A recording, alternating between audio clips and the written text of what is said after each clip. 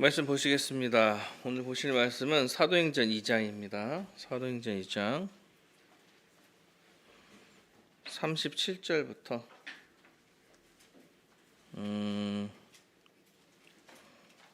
47절까지 봅시다.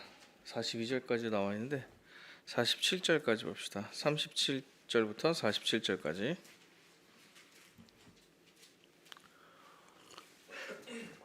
다 함께 읽도록 하겠습니다. 시작. 그들이 이 말을 듣고 마음에 찔려 베드로와 다른 사도들에게 물어 이르되, 형제들아, 우리가 어찌할꼬 하거늘. 베드로가 이르되, 너희가 회개하여 각각 예수 그리스도의 이름으로 세례를 받고 죄사함을 받으라. 그리하면 성령이 선물을 받으리니 이 약속은 너희와 너희 자녀와 모든 먼 데 사람 곧 주 우리 하나님이 얼마든지 부르시는 자들에게 하신 것이라 하고, 또 여러 말로 확증하며 권하여 이르되, 너희가 이 패역한 세대에서 구원을 받으라 하니, 그 말을 받은 사람들은 세례를 받음에 이날의 신도의 수가 3,000이나 더하더라. 그들이 사도의 가르침을 받고 서로 교제하고 떡을 떼며 오로지 기도하기를 힘쓰니라.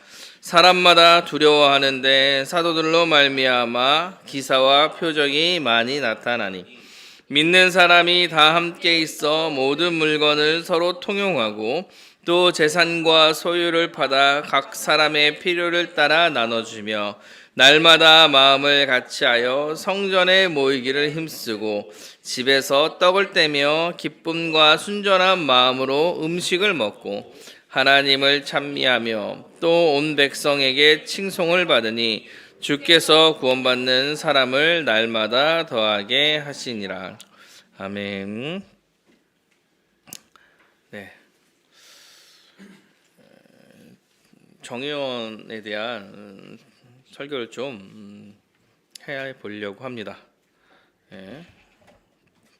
그 출애굽기 10계명을 좀 끊고 정의원 대상자들과 또 정의원들, 이제 현 정의원들 모두가 이제 한 3주 정도는 정의원에 대한 생각을 좀 가졌으면 좋겠다라는 생각으로 하려고 준비를 해보니까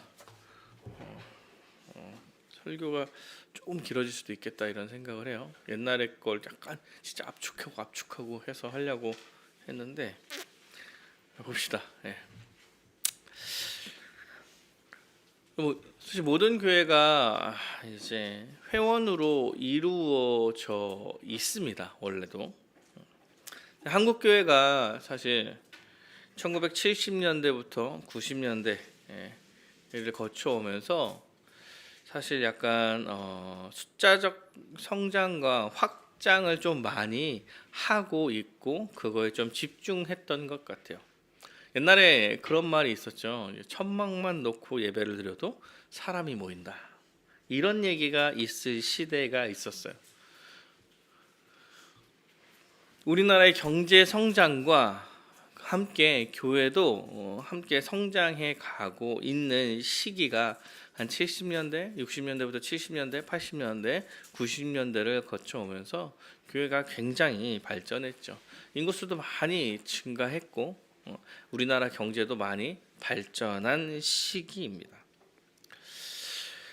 교회를 근데 교회의 성장을 숫자의 성장, 규모의 성장으로 그때 당시에는 많이 생각했던 것 같아요.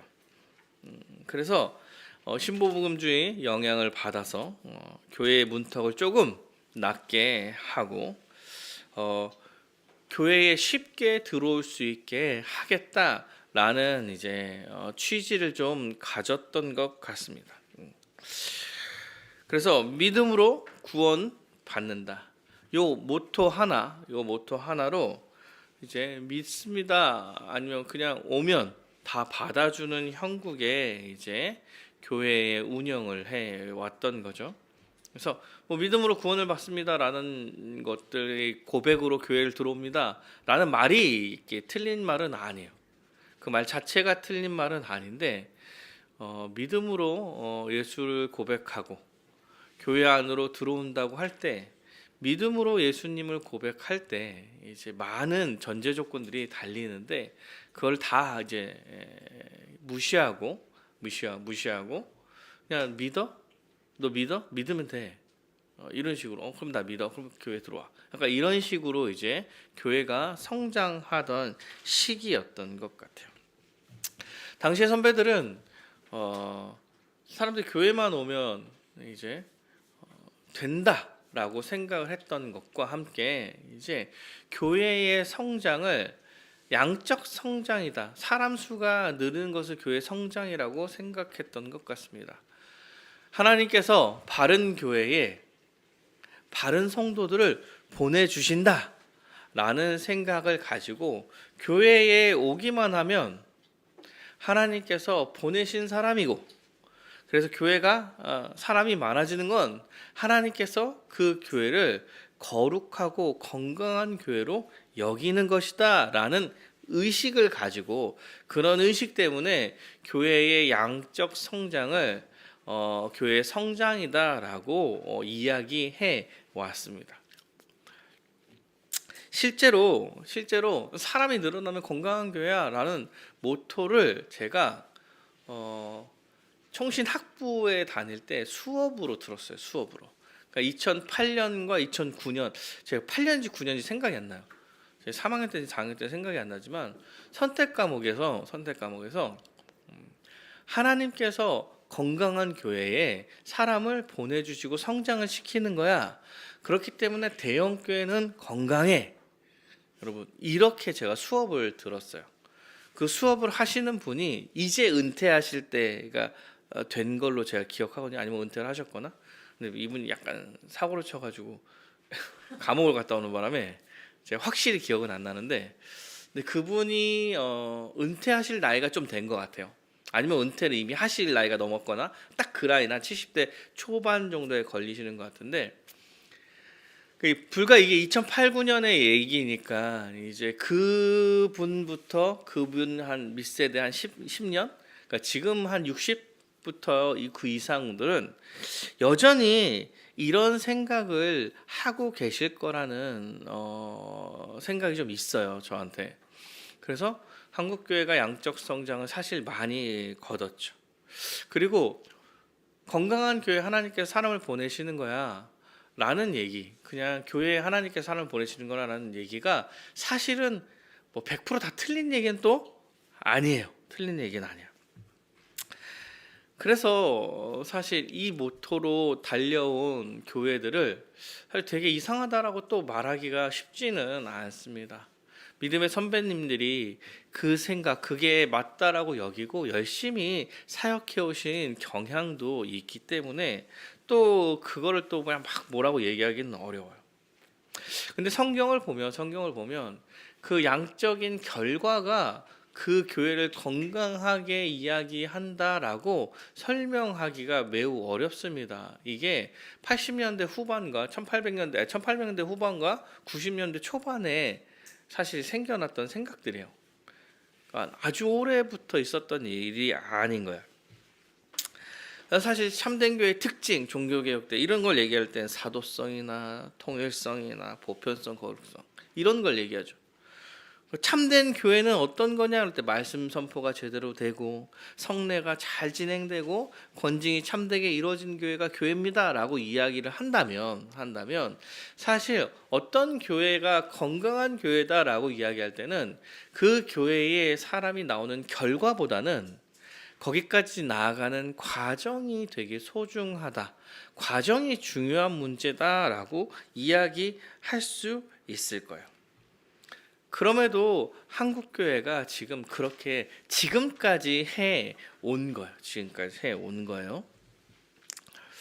근데 이제 그런 것들이, 그렇게 해왔던 것들이 지금은 많이 문제가 되고 있는 상황인 거예요.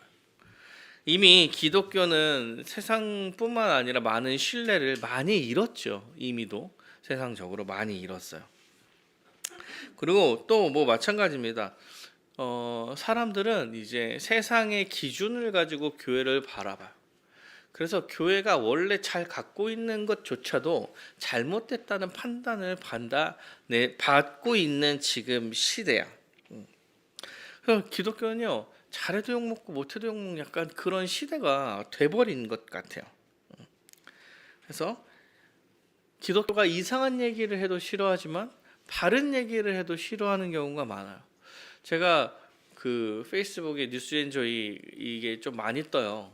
그러면 뉴스엔조이가 아주 교계에 아주 잘못된 것들을 항상 이렇게 막 고발하는 듯이 이렇게 많이 얘기를 하거든요. 근데 잘 들어보면 이제 기독교가 뭔지, 교회가 뭔지, 기독교가 뭔지 몰라서 하는 얘기들도 되게 많은 거야. 그러니까 실제로 잘못한 것도 고발하지만 본인들이 잘못 이해한 것을 기준으로 교회를 바라봄으로써 교회가 비판을 받는 경우도 많아요. 그러니까 지금 시대가 이런 걸 다 모르는 시대가 돼버린 게 아닌가 싶습니다. 그리고 사실은 교회의 위기는 인구수가 줄어들고 여러 가지 사회적 문제도 함께 겹쳐 있죠. 함께 겹쳐 있어요. 인구수가 많이 줄고 있습니다. 인구수가 많이 줄고 있고 이미 교회는 많아졌어요. 이미 많아졌어요. 제가 뭐 말씀드린 적도 있지만 대한예수장로 합동 측에 66% 7,000개 교회가 은퇴를 앞두고 있다. 10년 안에. 그 10년 안에. 그 10년 안에 7,000개 교회가 당회장을 바꾸던가 아니면 사실 사라진다는 얘기를 하는 거예요. 제가 노예를 가보니까 그 5개 교회가 폐교를 하고 하나의 교회가 설립을 했더라고요. 설립한 교회가 우리고 5개가 폐교회를 한 거야. 한 해에 이렇게 했을 때 그러면은 계속 이렇게 계속 벌어지면 5개 교회들은 계속 없어지고 한 개씩 생기는 느낌이잖아요. 이러면 사실 연이 지나갈수록 어마어마하게 교회가 없어지는 시기가 된 거예요. 그러니까 여러 가지 복합적인 문제로 이제 교회는 많이 타락하고 무너지고 있는 시대인 거예요. 그렇다고 우리가 뭐 선배님들이 다 이상하게 했다 이렇게 얘기할 수도 없는 이런 상황에서 이런 시대에서 교회는 어떻게 건강하게 세워갈 수 있을까? 보편교회를 잘 지켜나가기 위해서 어떠한 것을 해야 될까라는 생각을 많이 해본 거예요. 그래서 한국교회가 제일 먼저 바꿔가야 할 게 뭘까? 제일 큰 문제가 어디에 있었을까라는 생각을 할 때 사실 가장 큰 문제가 뭐였냐면 교회의 문턱을 낮춘 것이 가장 큰 문제가 아니었나라는 생각을 해보는 거예요. 그것 때문에 나머지 많은 잘못하고 있는 것들이 다 같이 그걸로 인해서 들어와 있다고 생각합니다. 믿음으로 세례를 받아 교회가 되는 것이죠. 이게 아주 중요한 명제죠. 믿어 세례를 받고 공적으로 이제 이 지역교회에 들어옵니다. 확증을 하고 교회로 들어오는 거예요. 이 믿음에 대한 오해와 이 믿기까지의 전체적인 내용들, 알아야 될 내용들을 교회가 가르치지 않기 시작함으로써 그냥 복음이 뭔지 모르는 상태에서 교회로 사람들이 많이 들어온 것 같아요. 그러니까 실제로는 교육도 안 되고 교회의 목적이 무엇인지도 모르고 이런 상황에서 교회가 막 여러 가지가 같이 들어오는 거야. 그렇게 쉽게 들어오면서 인본주의적인 것도 들어오고 경영 원리도 들어오고 뭐 심리학 같은 것도 들어오고 우리 사람들이 교회를 아주 쉽게 생각하고 쉽게 들어가고 쉽게 나오고 교회를 쉽게 옮기고 이런 것들이 사실은 그 이후에 많은 문제들을 함께 야기시킨 것 같습니다. 그래서 모든 교회는 사실 회원이 있습니다. 교회이기 때문에 회원들이 있는 거예요. 세례 교인을 교회의 회원이라고 이야기하는 거예요. 이거를 뭐 한국 교회 표현을 하면 등록 교인이죠. 등록 교인. 등록 교인은 세례를 받은 지역의 교인인 거예요. 어쨌든 이게 회원인 거죠. 하나의 기준을 가진 회원이 되는 거니까. 그래서 교회는 원래 세례를 받은 사람이 들어오는 등록 교인 제도가 있는 교회입니다. 그래서 초대교회부터 사실은 이게 벌어진 거예요. 왜냐하면 세례를 받고 들어오는 거잖아요, 교회로. 초대교회부터 있었던 얘기인 거예요, 이게. 그러면 교회 안에는 정말 세 가지 부류의 사람이 같이 있어요. 어떤 사람이 있어요? 교회를 한번 와본 사람이 있는 거고, 그리고 세례를 받기 위해서 세례 교육을 준비하는 사람이 있는 거예요. 지금 교회 있고 싶어요. 그럴 때 그러면 세례를 받아야 되는, 믿음의 세례를 받고 교회가 돼야 됩니다. 그럼 세례 받기 위한 그 초대교회부터 사도신경, 우리가 뭘 믿는가, 주기도문, 기도하고 어떻게 살아야 되는가, 십계명, 이거를 다 배우고 이제 세례를 받는 거죠. 그러면 배우고 있는 사람이 있을 거 아니야. 배우고 있는 사람이 한 1년 반에서 2년 배웠다고 하니까 배우고 있는 중에 있는 사람이 있는 거고, 그 다음에 세례를 받아서 들어온 사람들이 있는 거예요. 한국교회는 수적 성장을 이야기하면서 사실 이런 회원에 대한 생각, 세례 교인에 대한 생각을 잠시 접어서 기준을 낮췄어요. 그러면서 교회가 해야 될 삶의 지도도 못하게 됐고, 왜냐하면 이게 세례서약에 있는 얘기인데, 내용을 가르치는 교육도 못하게 된 거고, 그것에 따라서 살아야 된다는 교육, 권징, 뭐 치리 다 못하게 된 거예요. 세례서약의 1~3번이 교육을 철저히 해야 되는 내용적 측면이에요. 그래서 4번이 그러면 교회에 들어와서 교회에 순종해야 됩니다 라는 거예요. 이걸 안다면 교회 순종해야 됩니다 라고 얘기하고 권면하고 다스리고 이야기할 수 있는 건데, 사실 이런 부분들이 다 사라짐으로써 교육도 잘 못하게 돼버린 거고, 권면 자체도 못하게 돼버린 상황이 된 거예요. 권면하면 나가죠. 날 건드리지 마. 나 교회 다니잖아. 내가 하고 싶은 대로 할 거야. 뭐 이런 거. 그러면서 초대교회가 중요하게 생각했던 누가 하나님 나라의 백성인가 라는 문제를 등한시하게 되면서 사실 위기를 초래했다고 생각하는 거예요. 그래서 교회를 진지하게 바라보고 진지하게 생각하는 사람들이 계속 줄어가고 있는 상황인 거예요. 교육을 잘 받는 것도 아니고, 교회의 치리를 잘 받는 것도 아니고, 쉽게 가고 쉽게 오고 쉽게 나가고, 그러니까 교회가 그 인생에서 중요한 목적이 되지 않는 거죠. 가도 그만, 안 가도 그만. 나를 좀 잘 되게 하는 걸로 발을 하나 걸쳐놓는 듯한 그 정도의 느낌으로 교회를 다니는 거예요. 그래서 사실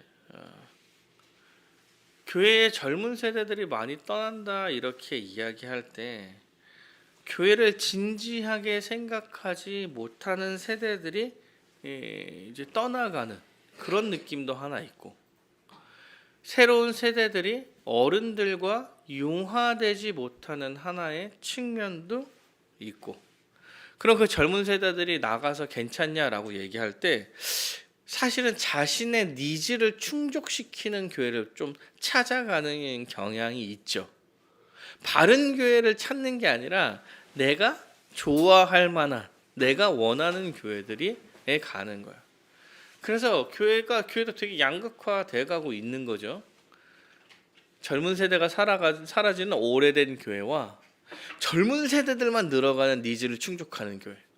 이것도 사실 되게 비정상적인 얘기이긴 한데 이렇게 변화되고 있는 거예요.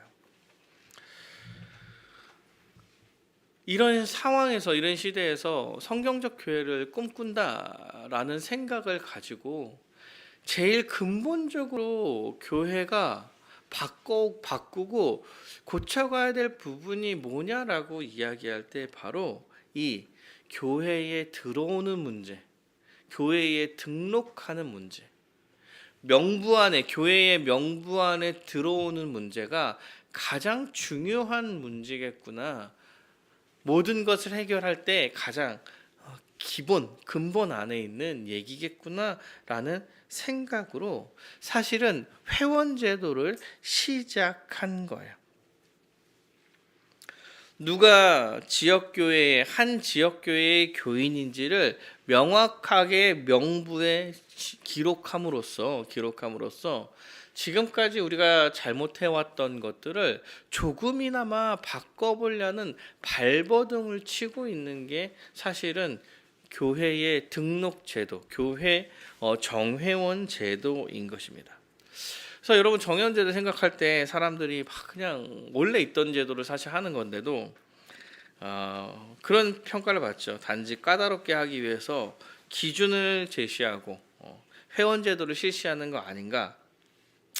여러분 결코 아닙니다. 우리가 성경적 교회를 추구한다고 이야기할 때 여러분 하나님께서 한 백성을 구원하시기 위해 얼마나 오래 참으시고 얼마나 힘을 다해서 살아왔는지 몰라요. 아담이 범죄하고 나서부터 예수님을 보내시기까지도 그 한 백성을 구원하기 위해서 사람은 계속 배신했지만 예수님은 하나님께서는 그 언약을 지켜가시면서 그 백성을 어떻게든 이끌어 오셨어요. 왜? 구원하기 위해서. 그리고 예수 그리스도를 보내시고 예수 그리스도께 모든 죄에 대한 형벌을 다 때려 부어서 사랑하는 아들에게 다 때려 부어서 우리를 살리신 거예요. 그럼 거기에 멈추지 않습니다. 원래는 예수님께서 십자가에 달려 죽으시고 부활하실 때 심판이 다 끝났어야 되는데 여러분 부활 승천하시고 다시 오시겠다고 얘기해요.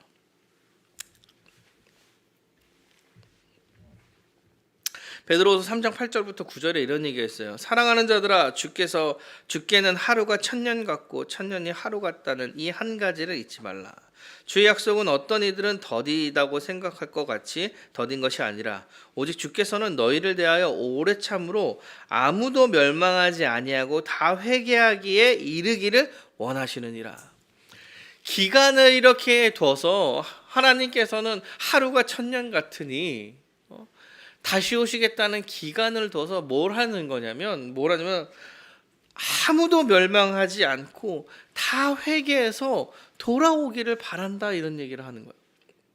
즉 한 명이라도 돌이켜 회개하여 교회로 들어와 구원받기를 바라는 마음에 예수 그리스도께서 이 땅에 오셔서 십자가에 달려가시고 부활하실 때에 그 일을 맞추지 않고 부활 승천하게 하시고 다시 오시겠다라는 기간을 만든 거라고 이야기하는 거예요. 얼만큼 하나님께서 한 영혼을 귀하게 여기시는지 한 명이라도 더 와라 라고 기간을 넘겨놨다니까요. 그런데 여러분 정회원제도를 세워서 사람을 내쫓는다고요? 천벌받을 일이 천벌받을 일. 교회는 그렇게 해나가려는 게 아니에요. 한 영혼이라도 더 죽게 나오고 바르게 성장하기를 바라는 마음에 정회원 제도를 하고 있는 거예요. 교회가 더 이상 무너지지 않았으면 좋겠다. 그래 저 바닥을 치지 않았으면 좋겠다. 교회가 무너진다는 얘기를 계속 듣고 있을 때 가만히 있어서 같이 무너져야지 하고 싶지 않은 거야. 훌륭한 선배들이 지금까지 교회를 이끌어오고 교회를 성장시키고 교회를 이렇게 해온 것을 토대 위에 잘못한 것들을 변화시키고 더 발전해 나가는 게 다음 세대가 할 일이라고 생각했을 때, 우리는 다음 세대로서 교회의 가장 근본적 문제를 해결하기 위한 노력과 발버둥을 치는 거예요. 여러분, 이게 진리가 아니에요. 그리고 결과가 사실 나쁠 수도 있어. 그럼에도 불구하고 눈앞에 보이고 이게 맞다, 이렇게 했을 때 좀 더 좋아지겠구나라는 생각이 있기 때문에 뛰어들고 해가는 것 뿐이에요. 그래서 누가 한 지역교회의 성도인가, 누가 우리 주의 교회의 명부에 들어가 있는 성도인가, 이게 정회원 제도를 실시하는 이유입니다. 그래서 교육도 하고, 그 명부 안에 들어와 있는 사람을 교육도 하고 권면도 하고 그들에게 요청도 하고, 그리고 서로 몸바쳐 사랑할 대상이 이들임을 가이드도 치고, 그러면서 함께 교회를 이루어 나가기를 바라는 거예요. 여기까지가 서론이야. 이제 우리는 정회원을 세워가면서 그 과정 가운데 짧지만 3주 동안 그래서 왜 그들은 어떤 걸 하는가라는 얘기를 좀 해보려고 합니다. 오늘 본문이 이렇게 시작해요. 그들이 그 말을 듣고 마음이 찔려 베드로와 다른 사도들에게 물어 이르되, 형제들아 우리가 어찌할꼬 하거늘. 베드로가 이르되 이렇게 얘기합니다. 회개하여 각각 예수 그리스도의 이름으로 세례를 받고 죄사함을 받으라. 그리하면 성령의 선물을 받으리라. 이렇게 얘기합니다. 그러니까 어떻게 해야 됩니까? 이렇게 이야기할 때 뭐라고 얘기하면, 회개해라, 돌이켜라, 예수 그리스도의 이름으로 세례를 받아라. 그러면 성령이 너에게 임할 것이다. 이렇게 설명하고 있는 거예요.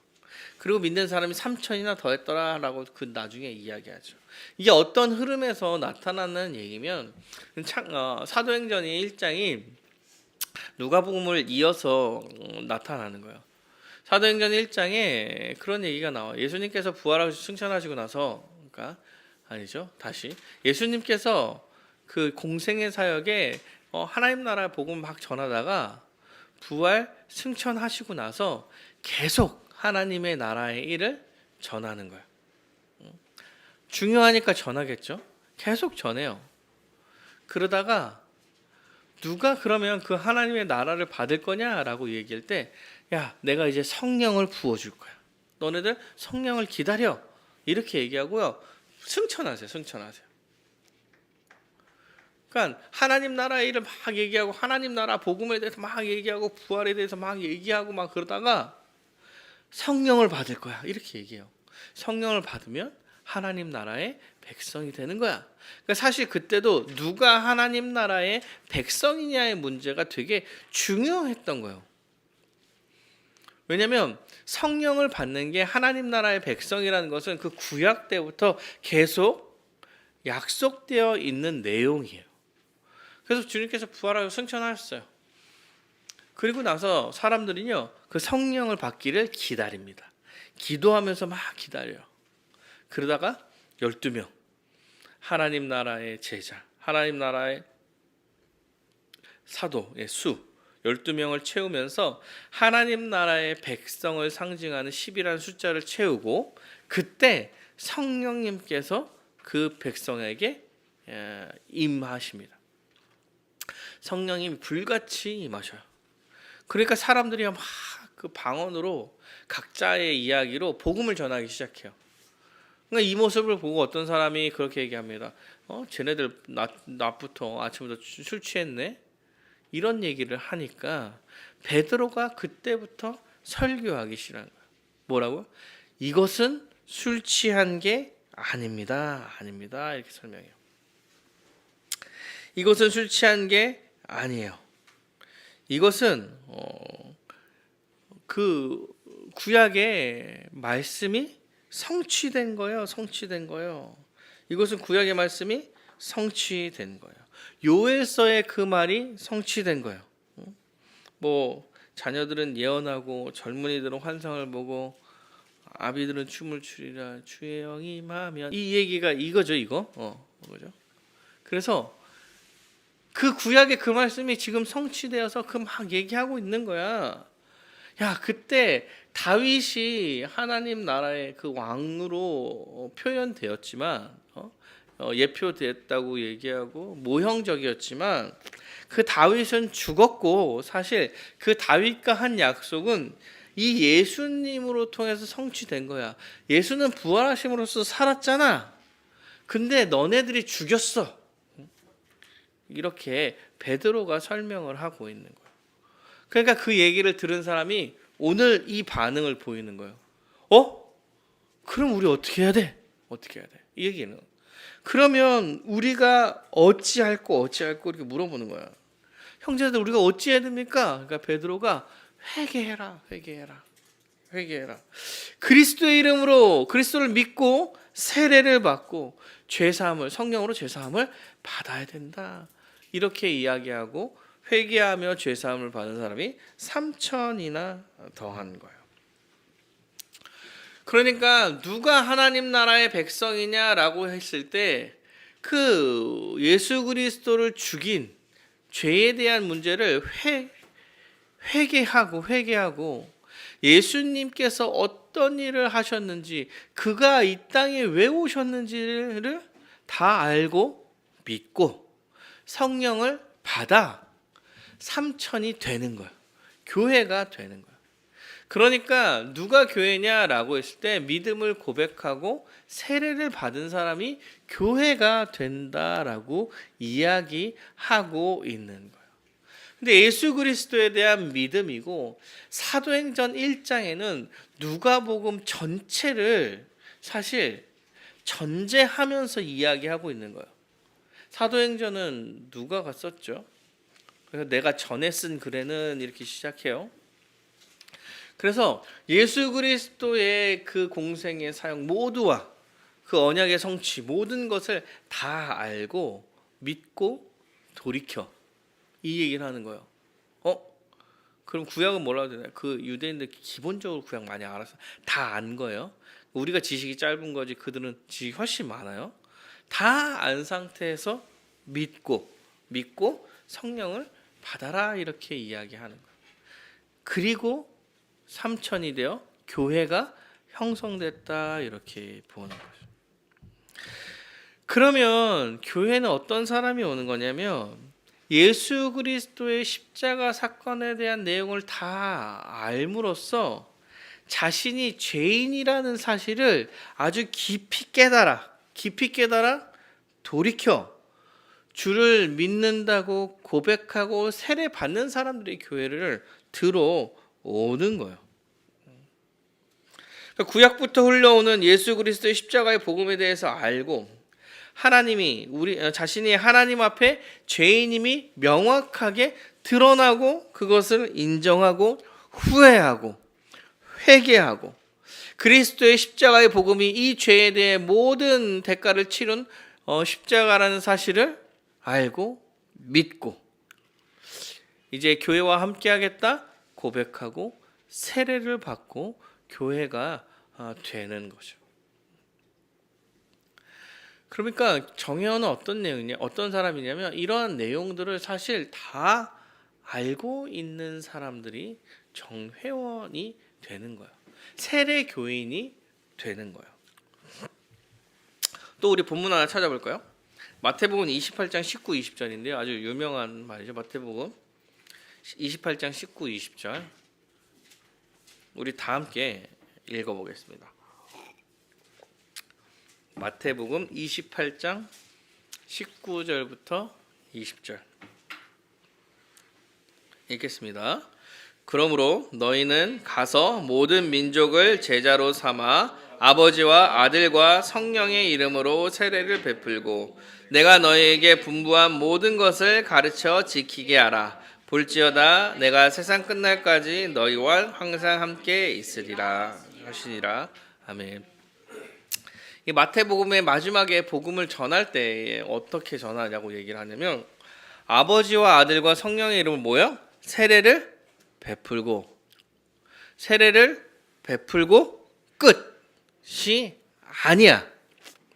세례를 베풀고 뭘 하냐면 내가 너희에게 분부한 모든 것을 가르쳐 지키게 하라 이렇게 얘기해요. 사랑하는 여러분, 세례를 받고 교회를 들어오고 끝이 아니야. 세례를 받고 예수 그리스도를 믿음으로 고백하고 세례를 받아서 교회가 되고 끝이 아니라는 거야. 그러니까 우리가 세례를 기점으로 세례를 받기 전과 세례를 받은 사람이 그 후의 삶이 다 말씀 가운데 순종하면서 살아가는 거예요. 그러니까 세례를 받기 전에도 예수 그리스도에 대한 내용을 알고 우리가 믿어 입으로 고백하고 세례를 받고 순종하겠다고 이야기하고 그 다음에 들어와서 뭘 하는 거예요? 열심히 다해서 순종하는 삶을 사는 거예요. 여러분, 세례를 받는다는 게 그래서 어떤 거냐면 한 지역교회로 들어가는 건데 그 지역교회 안에서 교회로 잘 살아가고 교회의 통치, 교회의 치리를 잘 받겠습니다 라고 고백하는 거예요. 그리고 나서 뭐예요? 가르쳐 지키게 하라. 그 이후에 계속 말씀을 가르치고 그것을 지켜 살아갈 수 있게 하는 거예요. 그렇다면 이 정회원으로 들어온다는 것은 어떤 거냐면 그 신앙 과정 가운데 어떤 지점을 그냥 통과하는 거야. 통과하는 거. 세례라는 어떤 지점을 통과하는 거죠. 교회에 등록 교인이 되는 것은 그 세례라는 지점을 통과할 뿐이야. 그리고 등록 교인으로서의 마땅한 삶을 살아내야 하는 걸. 주님께서 교회가 되었다고 공식적으로 확정하는 지점이 세례를 받는 지점이고 그리고 나서 그 이후에도 주를 위해서 힘써 살아가는 거예요. 그 세례 교인만. 그러니까 교회는 그 세례 교인을 위해서 지도하고 가르치고 해 나가는 거죠. 세례교인이 아는 사람들은 안 가르치나요? 세례교인이 아닌 사람들은 세례교인이 되라고 얘기를 해야지. 되라고. 믿음으로 들어와라. 그 세례교인이 되기 위한 교육을 해 나가는 거고 1차적으로 지역 교회에 하나님께서 이런 명령을 내리신 거예요. 사도 바울한테 그러니까 사람들한테도 가서 전해서 세례를 받아서 교회가 되게 해 이렇게 얘기하는 거예요. 세례를 주라는 얘기는 세례를 받으면서 3,000명 교회가 된 거잖아요. 세례를 받아서 지역교회에 들어가게 해 이렇게 얘기하는 거예요. 그렇죠? 그래서 교회는 사실 세례를 아주 신중히 줄 수밖에 없는 거예요. 이게 교회에 주어진 사실 어떻게 보면 권한이에요. 권한인데 하나님께서 허락하신 권한이에요. 결국 이 권한을 행사함으로써 우리는 하나님으로부터의 평가를 받아야 된다니까. 아무렇게나 막 줄 수가 없는 거예요. 두렵고 떨리는 거지.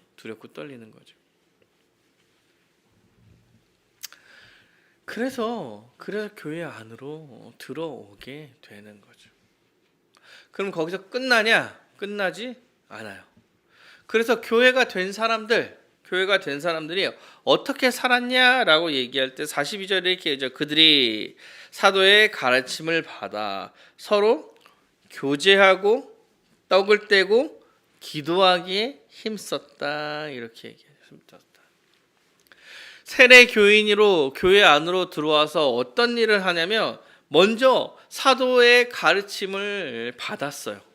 사도가 뭘 가르쳤겠습니까, 여러분? 사도가 세상에서 잘 살아가는 방법, 성공하는 방법 이런 거 가르치지 않죠. 사도는 말씀을 가르쳤을 거예요. 여기서 사도는 예수님과 동행함으로써 예수로부터 모든 것을 다 배운 사람들이에요. 당시에 이때의 사도들은. 그러면 그 사도들이 예수로부터 배운 것을 계속 가르치는 거예요. 계속. 그래서 그들이 사도의 가르침을 받기를 힘썼어요. 여기서 힘썼다는 얘기는 끝에 힘썼다는 동사는 약간 중단하지 않고 인내하고 지속적으로 계속 배웠다 이런 얘기를 하는 거예요.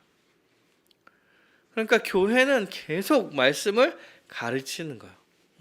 지금 사실 예배 드릴 때 말씀이 선포되어지는 이 순간도 사실 말씀을 가르치는 순간이죠. 어떻게 보면 말씀이 선포되고 말씀이 가르쳐져 가는 시간이에요. 그래서 중단하지 않고 말씀을 전하는 걸 중단하지 않고 인내하고 지속적으로 배우기를 힘썼어요. 그리고 교제했습니다. 교제했어요. 교제를 아주 본질적인 이야기로 이야기하는 거예요. 교제했습니다. 교회가 되어서 세례교회? 너도 세례교회? 나도 세례교회. 우리가 한 몸으로 서로 교제하면서 살아가는구나. 우리가 교회구나. 1차적 교제가 다 거기서 이루어지는 거예요. 왜냐하면 결국에 예수님이 다시 오실 때도 이 교제만 살아 있는 거예요. 그리고 떡을 뗐습니다. 떡을 떼기를 힘썼어요. 성찬을 가졌다는 얘기예요. 떡을 뗐다는 얘기, 성찬을 가졌다는 겁니다. 예수 그리스도의 형벌 대속적 죽음을 기억하고 예수님께서 명령하신 예식을 치르면서 하나님 나라의 복을 성찬으로 누린 거예요. 이 성찬을 통해 실제로 성령님께서 그 교회와 함께 하시고 그 교회가 힘써 살아갈 수 있는 힘을 주신 거예요. 주의 자녀로 살아갈 수 있는 힘을 주신 거예요. 죄와 싸울 수 있는 능력을 허락해 주신 것이고. 그래서 성찬을 행하면서 하나님 나라의 복에 참여하는 거죠. 그리고 기도하기를 힘썼습니다. 하나님 나라가 이 땅 위에 임했다는 사실을 증명하고 하나님의 나라의 현시로서의 더 온전한 모습을 갖춰가기 위해 하나님께 기대어서 살아가는 그 방식의 삶의 모습이 기도죠. 기도하기를 힘썼다 이렇게 얘기해요. 그리고 그 밑에 이러한 모습을 더 구체적으로 설명하죠. 사람마다 두려워하는데 사도들을 말미암아 기사와 표적이 많이 나타나니. 사도들의 가르침에 따라서 기사와 표적들이 많이 나타나는 거야. 그리고 교제하는 모습들. 그러니까 예수님을 숨길 수 없게 됐다는 얘기를 하는 거예요. 기사와 표적들이 많이 나타나서 주 예수 그리스도의 십자가의 복음이 계속 드러나는 거예요. 계속 사도들 통하여서. 그리고 믿는 사람이 다 함께 있어요. 이제 교제적 측면을 얘기하죠. 믿는 사람이 다 함께 있어요. 세례를 받고 교회가 된 성도들이 함께 모이는 거예요. 함께. 가능한 한 함께 모여서 일상적인 것을 함께 하는 거예요. 당시에는 그 모여 살았을 거예요. 한 그룹들은 어느 정도 그룹들이 모여 살았겠죠. 옆집에 사는 거죠. 출근할 때 인사하고 퇴근할 때 인사하고 퇴근할 때 같이 밥 먹자고 얘기하고 같이 밥 먹고 급할 때 네 봐주고 내 봐주고 뭐 이런 삶을 사는 거예요. 함께 있는 거죠. 함께. 그리고 모든 물건을 통용했어요. 통용했다 이렇게 얘기해요. 일상적인 삶을 같이 함으로써 물건을 같이 사용할 정도였습니다 라고 이야기하는 거죠. 가능한 한 같이 쓰려고 했으니까 필요한 것들을 나눠 쓸 수 있는 거예요. 이것을 서로의 것을 마음대로 썼다고 이야기하는 게 아니야. 응? 저 사람네 집에 아무도 없는데 저 사람의 집 거 그냥 막 갖다 썼다 이런 얘기를 하는 게 아니야. 이런 얘기를 하는 게 아니라 서로 것을 잘 빌려주고 받아서 잘 쓸 수 있는 만큼의 가까워진 교제를 하는 사이였다라고 얘기하는 거죠. 재산과 소유를 팔아서 각 사람의 필요에 따라 나눠줬습니다. 형제 자매라고 생각하는 거죠. 힘들고 어려움에 처해 있는 힘들고 어려움에 처해 있는 이웃과 교회의 성도들을 볼 때 내 것을 팔아서 내 것을 희생해서 그 형제를 도왔다고 얘기하는 거예요. 형제의 어려움을, 한몸된 자의 어려움을 그냥 보고 넘어갈 수 없습니다. 이렇게 얘기하는 거죠. 날마다 마음을 같이하여 성전에 모이기를 힘쓰고, 여러분 날마다 마음을 같이하여 날마다 성전에 모이기를 힘썼다 이렇게. 성전에 모였다는 얘기는 성전에 모이면은 보통 예배 드리는 거죠. 보통 예배 드리는 거야. 함께 예배 드렸다 얘기하는 거죠. 성전에 모여가지고 놀았다 이렇게 얘기하지 않을 거야. 보통은 성전에 모여서 예배를 드렸어요. 그리고 집에서 떡을 떼고 기쁨으로 순전한 마음으로 음식을 함께 먹고, 그러니까 집에서는 함께 음식을 먹었어요. 그리고 떡을 떼고 함께 성찬을 가진 거죠. 그리고 하나님을 찬미했다 이렇게 얘기해요. 함께 모이고 교제하며 잘 배우고, 함께 예배했잖아요. 기도했다는 얘기죠. 기도하고 말씀을 배우고 서로의 일상을 함께 해왔다. 예수를 믿어서 성령을 받아서 교회가 돼서 이런 모습이 펼쳐졌다 이렇게 얘기하는 거예요. 여호와 하나님께서 이 초대교회의 모습을 성경에 기록함으로써 처음에 교회가 탄생될 때 이런 모습이 나타나는 것을 보임으로써 이 다음 세대들한테 하는 얘기죠. 이게 교회야 라고 얘기를 하는 거잖아. 이렇게 살아가려고 힘써가, 이렇게 말하고 있는 거예요. 이럴 때에 아주 충격적인 일이 벌어진 거죠. 온 백성으로부터 칭송을 받아요. 온 백성이라는 걸 믿지 않는 자들한테도 칭송을 받는 거예요. 쟤네들 사는 게 너무 좋아 보여. 말하는 대로 살고 있구나. 그리고 구원받는 사람이 날마다 더해지는 거예요. 날마다 함께 하고 싶은 사람들이 늘어나는 거죠. 이렇게 복음이 전파되어 간다 이렇게 말하고 있는 거예요. 사랑하는 여러분, 교회의 정회원이 된다는 거 혹은 등록 교인이 된다는 얘기는 우리가 교회로 어떻게 살아가야 되는지에 대한 고민을 해 나간다고 이야기할 수 있는 거예요. 그럴 때 초대교회의 모습은 우리한테 어떻게 살아가야 되는지에 대한 방향성을 제시하고 있는 것입니다. 어떤 분들은 그렇게 얘기하죠. 그런 데는 그런 모습은 낼 수가 없어. 그때 당시니까 가능한 거야. 여러분 많이 양보해도 그런 모습처럼 살 수 없을지도 몰라. 여기까지. 그럼에도 불구하고 주님께서 성경에 기록해서 교회의 모습이 이런 거라고 이야기했다면 이 땅 가운데 그런 교회의 모습을 펼쳐낼 수 있을 거라는 믿음을 가지고 해나가는 것, 이것이 성도와 신자가 보여야 하는 모습인 거예요. 비록 그렇게 다 살지 못한다 할지라도, 현실적으로 막 뭘 못해, 우리가 막 부족한 것도 많고 그래서 잘 못하더라고 하더라도 그 모습을 바라보면서 살아가려고 노력하는 거죠. 이게 한 지역교회에 등록된 교인들이 명부 안에 있는 자들과 함께 해 나가야 될 모습들이에요.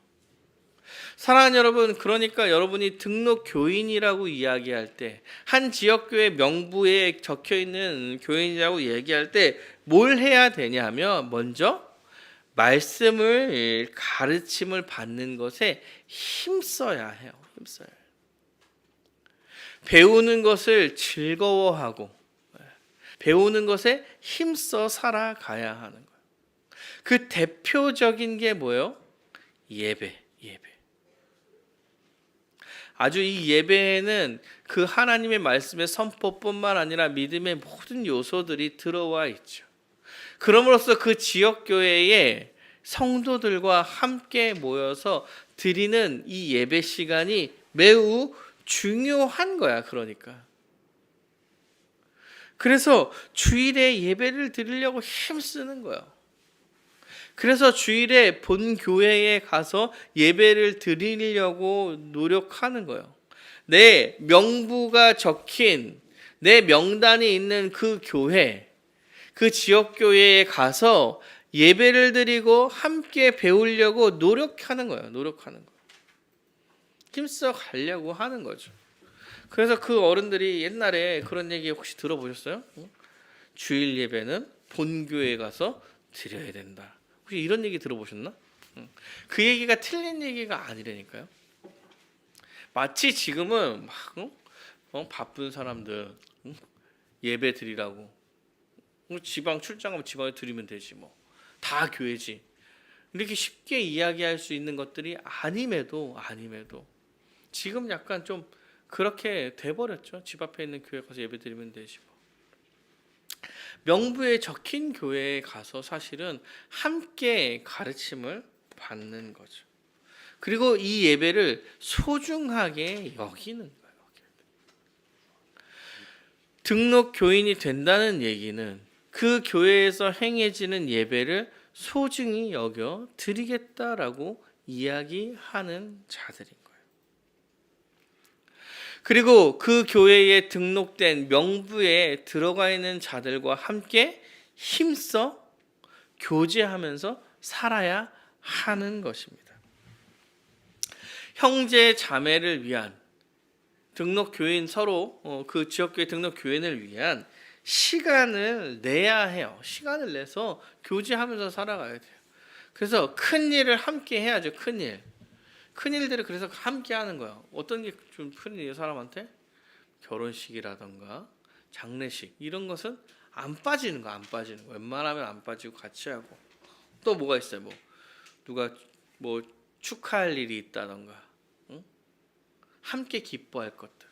아니면 어려움이 닥쳐서 그것을 함께 감당하려는 마음을 갖는 거죠. 그것을 위해서 자기의 것을 포기할 수 있어야 돼요. 내 취미, 내 일, 내 미래, 내 안위보다 함께 살아가려는 그 마음이 훨씬 중요한 거죠. 그러니까 여러분 함께 산다는 게 이상하다. 비슷한 지역에 살려고도 노력하는 거예요. 교회 근처에 모여 살아보자. 이런 얘기를 할 수 있는 거예요. 참 안타깝게도 집값이 너무 천차만별이라 젊은 세대들에게 살기가 어려워서 그럴 뿐이지. 안타깝게도 교회가 서울에 있다는 거. 이런 게 좀 어려워서 그런 거지. 현실적인 어려움 좀 있긴 하지만 그래도 누구 근처에 살면서 같이 생활을 함께 하고 싶은 거죠. 여러분 진짜 좋아요. 옆에 살면 자주 만나고 자주 보고. 여러분 제일 친한 사람이 누구예요? 라고 하면 교회가 생각이 나야 되는 거예요. 이게 아주 정상적인 얘기라는 거예요. 제가 옛날에 여러분 청년부 대형교회 청년부 사역할 때 제일 좋았던 점 중에 하나가 이거예요. 청년들이 대학교 친구들이랑 놀지 않고 교회 친구들이랑 놀아. 이게 매우 성경적인 느낌이거든요. 대학교를 가끔 가는 거고 대학교 친구들이랑 공부하러 가는데 새롭게 친구들을 사귀어서 즐겁게 놀지만 근데 실제로 보통 다 집에 와가지고 동네 함께 교회 다녔던 친구들이랑 노는 거예요. 이게 좋고 편하고.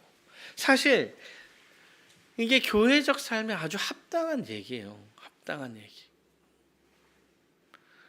편하고 함께 동일한 사상을 공유할 수 있고 얘기를 쉽게 할 수 있고 어려움도 나눌 수 있고 니네 집과 너네 집, 우리 집, 집안 사정도 알고 이게 교회가 되는 거예요.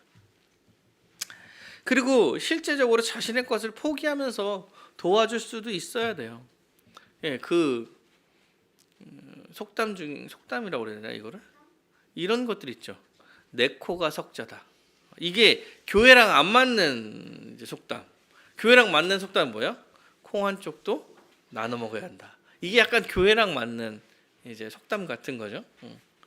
그래서 함께 모여서 함께 나누고 어려운 거 있으면 나눠주려고 그러고 아깝지 않고 기쁨이 되고 하는 삶을 살려고 하는 거죠. 교회의 명부에 들어올 자가 된다는 얘기는 이런 삶을 함께 살겠다고 이야기하는 거예요, 교회가. 그리고 성례를 아주 소중하게 여기죠. 한 명의 성도가 교회 안에 들어와 함께 성찬을 함께 한다는 사실을 아주 기쁘게 생각하고 좋아하는 거예요. 그리고 그 한 명이 우리 교회에 들어옴으로써 우리 교회가 정말 더 많은 것을 누릴 수 있게 되겠구나. 그 한 명을 통해서 교회가 더 기뻐지겠구나. 하나님께서 보내주신 그 한 명에 감사하게 생각하는 거죠.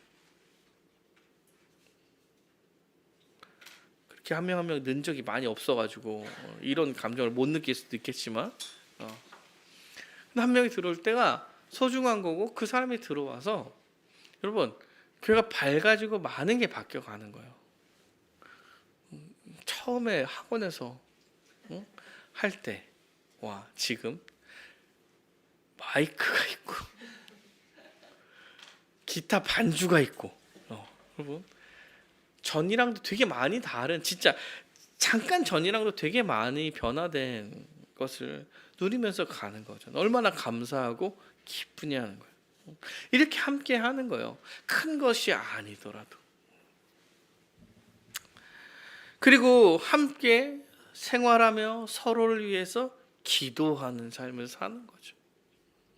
항상 기억하고 항상 기도하고 옆에 있는 한몸된 지체들의 생각과 생활과 그 모든 것들을 기억해 가려고 노력하고 그리고 그것을 하나님께 함께 기대어 이야기하고 교회 전체에 대한 기도도 하고 서로에 대한 기도도 하고 우리 교회가 주님께 기대어서 살아가는 거예요. 기도하는 삶을 사는 거죠. 기도를 하셔야 됩니다. 여러분 기도를 교회는 어디 기도를 열심히 해요? 되게 기독교가 약간 좀 기도 열심히 하는 데는 좀 더 순복음 교회나 아니면 약간 신사도들이 기도 진짜 열심히 하거든. 365일 기도 믿음의 선배들 그리고 어르신들이 기도를 진짜 많이 하죠. 우리 그 권사님들, 그 장로님들 기도를 진짜 열심히 해요. 사실은 배워야 되는데 배워야 됩니다. 제가 기도 설명할 때, 설교할 때, 기도 가르쳐 드릴 때 말씀드렸죠. 기도가 이런 거야, 저런 거야. 기도는 이렇게 해야 돼, 저렇게 해야 돼. 안 울고 기도 안 하는 것보다 잘못해도 기도하는 게 낫다. 제가 이렇게 말씀드린 적이 있는 것 같아요. 잘못 기도해도요, 하는 게 낫습니다. 하는 게. 잘 몰라는 상태에서라도. 안 하는 것보다는 하는 게 낫다. 우리가 함께 기도하면서 살아가는 거. 이게 명부에 적힌 자들이 함께 해 나가는 거예요. 사랑하는 여러분, 한국 교회도요. 당회가 있죠. 장로님, 목사와 장로가 속한 당회가 가장 중요하게 여기고 가장 중된 일이 뭐냐면요. 회원의 명부 관리예요. 그게 당회의 제일 중책한 책임이에요. 그래서 누가 들어오는지 명부, 누가 나갔는지 그리고 명부에서 제외하는 거. 이게 당회가 하는 일 중에 가장 중요한 일인 거예요. 한국 교회도 사실은 초반에는 이런 걸 되게 중요하게 생각하며 해왔어요. 부산에 그 초량교회라고 부산에 처음 들어온 교회를 가보면 약간 그 그냥 박물관처럼 이렇게 처음 들어온 교회니까 오래된 교회. 우리도 김포제일교회가 뭐 130명 됐다고 얘기하니까 그런 교회들이 있을 거 아니에요. 부산에 초량교회 바다가 있으니까. 그러면 거기 가보면 이렇게 있어요. 이런 책에 있어. 그 교인 회원 명부죠. 근데 회원 명부 이렇게 써 있지 않고 생명책이라고 써 있어요. 생명책 이렇게 써 있고 교인의 회원의 명부를 관리했던 실제 명부가 거기 이렇게 박물관에 이렇게 있어요. 사랑하는 여러분, 이게 되게 중요한 문제였던 거고 당회가 제일 중요하게 생각했던 것 중에 하나가 이거였어. 왜? 그 교회의 명부 안에 있는 사람들이 이런 삶을 살아감으로써 교회를 견고히 발전시키는 것이기 때문에 그렇습니다. 사랑하는 여러분, 1970년대, 90년대를 겪으면서 한국 교회가 이 좋은 전통을 많이 잃어버린 거예요. 그리고 우리는 다음 세대로서 이런 전통을 다시 한번 살려가기 위해서 지금 발버둥 치고 있는 것뿐이에요. 신학적으로 문제가 되지 않으면서도 우리가 해나가려고 힘써 가려는 것이 이 등록교인 제도를 해나가는 것입니다. 이제 다시 한번 이제 교회의 명부를 새롭게 해나가려는 시기 가운데서 사랑하는 여러분, 명부 안에 있는 여러분들과 명부 아직 들어오지 못한 자녀들 모두가 다 어떠한 삶이 교회적 삶인지를 돌아보고 기억했으면 좋겠습니다. 지금까지 이야기한 삶을 열심히 살겠다고 다짐하려고 이 안으로 들어오는 거고, 이 안에 들어온 사람들도 이 삶을 살기 위해서 힘써 살아가는 거예요. 짧은 3주밖에 안 되는 시간이지만 사랑하는 여러분, 이 등록교인과 교회의 명부 안에 있는 자의 삶이 어떠한 삶인지 고민하고 또 이 삶을 잘 살겠다고 생각하고 살아가는 여러분이 되시기를 간절히 바라겠습니다.